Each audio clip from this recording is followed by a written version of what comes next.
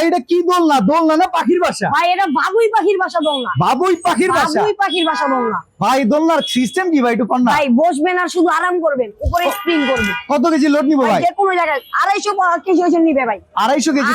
250 KG ওজন নিবে। কত ফিট জায়গার ভিতরে ভাই বসানো যাবে? আপনার এটা 40 ইঞ্চি। 40 ইঞ্চি? 40 ইঞ্চি।